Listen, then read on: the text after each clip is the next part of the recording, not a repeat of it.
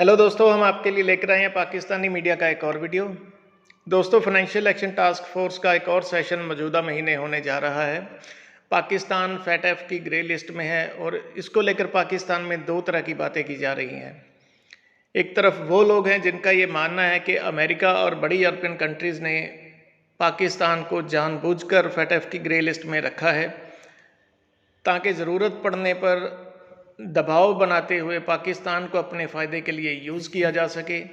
और दूसरी तरफ वो लोग हैं जिनका ये मानना है कि पाकिस्तान को पहले अपना घर ठीक करना चाहिए, दहशतगर्दों के ख़िलाफ़ ठोस कार्रवाई करनी चाहिए जो पाकिस्तान के ही हित में है। दोस्तों, पाकिस्तान में दहशतगर्दों के ख़िलाफ़ कार्रवाई करना फ़िलहाल तो संभव नहीं है, क्योंकि हम सब जानते हैं कि पाकिस्तान की हुकूमत में, पाकिस्तान की इस्टेब्लिशमेंट, मीडिया, यहाँ तक कि पाकिस्तान की अदालतों में भी बड़ी तादाद में ऐसे लोग बैठे हैं जो इन दहशतगर्दों को सपोर्ट करते हैं।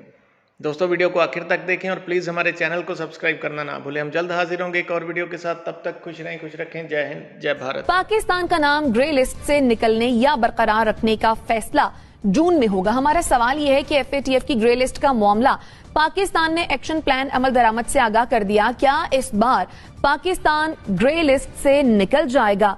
मुजम्मिल सोहरवर्दी साहब, आपके ख्याल में क्या पाकिस्तान ग्रे लिस्ट से निकलेगा? ये तो इसका मैं नहीं समझता कि फैटफ से निकलने का कोई ताल्लुक जो है वो हमारे जो एक्शन प्लान से है और हमने जो कानून बनाए हैं या इससे है।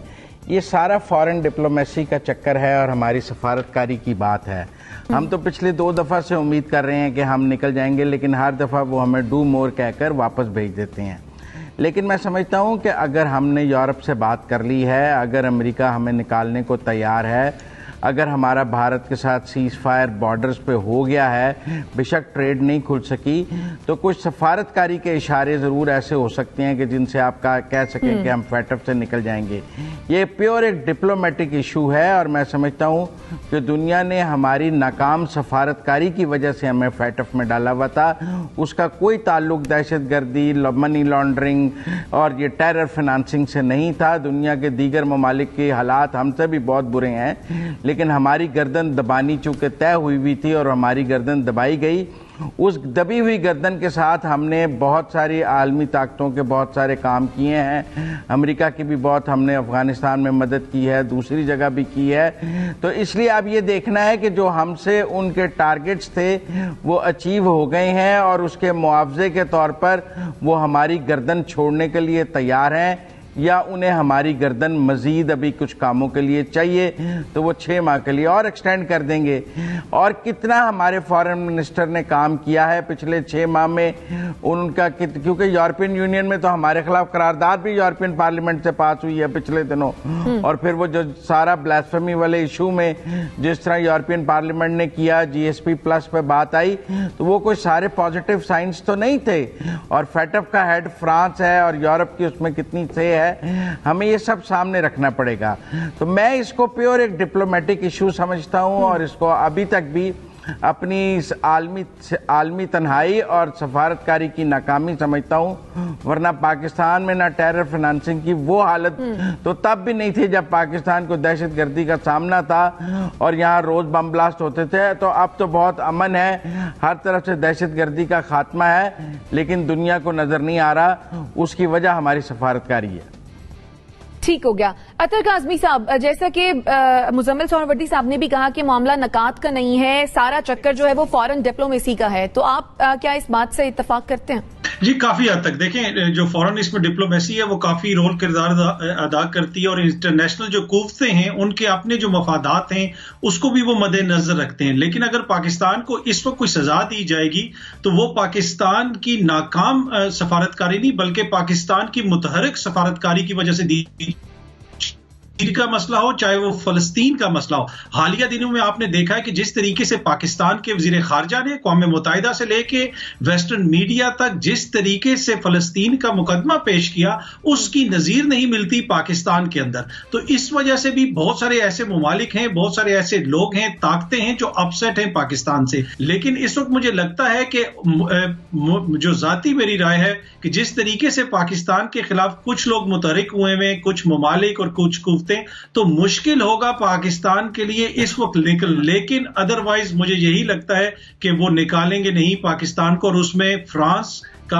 اگین بڑا میجر کردار ہوگا. پاکستان میں ہی ساری برائیاں نظر آتی ہیں ان کو، اور گو کہ ہم 24 پوائنٹس ان کے میٹ اپ کر چکے ہیں. ہمیں تو انہیں پہلے ہی فیٹ اف سے نکال دینا چاہیے تھا کہ آپ نے اتنی اچھی کارکردگی دکھائی ہے، 24 پوائنٹس آپ نے پورے کیے، چلے 3 بھی آپ پورے کر لیے گی، ہم آپ کے اوپر اعتبار کرتے ہیں. لیکن معاملات وہاں پہ کچھ نہ کچھ اور چل رہے ہوتے ہیں، یورپین یونین میں کچھ اور معاملات چل رہے ہوتے ہیں، امریکہ کچھ اور سوچ رہا ہوتا ہے، اور یہ سارے پریشر گروپس ہیں. انہوں نے آپ دیکھ لیں کہ UN جس طرح بنائی ہوئی ہے، کبھی بھی فلسطین کا مسئلہ اس طرح حل نہیں کیا گیا، کشمیر کے مسئلے کو کبھی اس طرح اہمیت نہیں دی گئی، لیکن اگر ان کے اپنے ممالک کا کوئی مسئلہ ہوتا ہے تو اس کو وہ فوری طور پہ سولف کر لیتے ہیں. اب ان سب چیزوں کو کرنے میں فائدہ ہمارا ہی ہے، کیونکہ ہماری کورٹس پروسیکیوشن تو آج تک ایک عام دہشت گرد کی بھی نہیں کر سکی.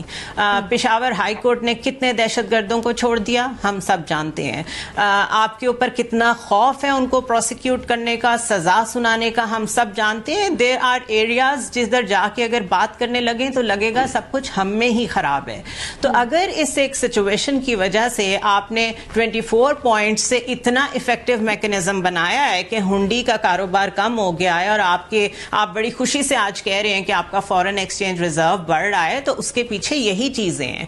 تو اگر یہ 3 پوائنٹس آپ پورے کر دیتے ہیں تو آپ کے ملک کو خود کتنا فائدہ ہوگا یہ بھی سوچنے کی ضرورت ہے.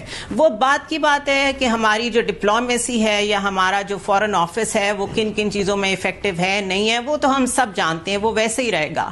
But these 27 points they go in the favour of Pakistan as well. دنیا کو چھوڑ دیں تو کچھ اپنی طرف بھی دیکھنا چاہیے. گرے لسٹ سے آئی ایم ناٹ شیور ابھی بہت بڑا اکنامک پیکج اپ کمنگ US بجٹ میں پاکستان کے لیے رکھا گیا ہے، جس سے یہ لگتا ہے کہ پاکستان سے بہت ساری امیدیں وابستہ ہیں، اور شاید ایک پرک اور ایک گفٹ کے طور پہ ہمیں گرے لسٹ سے اگر نکالا نہ جائے تو اسی میں رکھا جائے، کیونکہ ہم بلیک لسٹ میں نہیں جائیں گے.